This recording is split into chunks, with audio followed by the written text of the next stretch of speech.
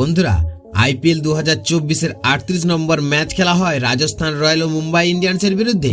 সন্দীপ শর্মা বল করে মুম্বাইয়ের ব্যাটারদের ধস নামিয়ে দেয়। এক ওভারে নিয়ে নেয় 5 উইকেট। বন্ধুরা, আপনারা যদি দেখতে চান কিভাবে এক ওভারে নিয়ে নিল 5 উইকেট, তাহলে ভিডিওটি লাস্ট অবধি দেখতে হবে। চ্যানেলটিকে সাবস্ক্রাইব করতে হবে, একটা লাইক দিতে হবে এবং নোটিফিকেশন বেল আইকন দাবাতে হবে।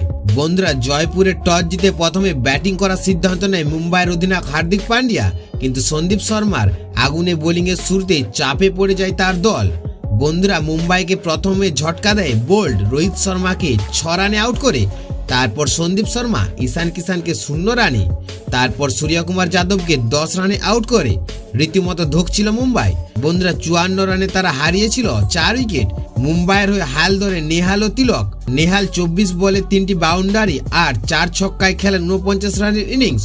45 বলে 65 রান করেন তিলক। ইনিংসের 5টি 4-এর সঙ্গে ছিল 3টি 6। তারপর সন্দীপ শর্মা তিলককে আউট করে। সন্দীপ শর্মা চতুর্থ ওভার বল করতে এসে টিম ডেভিড ও কোয়েটিসকে আউট করেন। রাজস্থানের ডান হাতে পেসার সন্দীপ শর্মা মাত্র 18 রান খরচায় একাই নেন 5 উইকেট।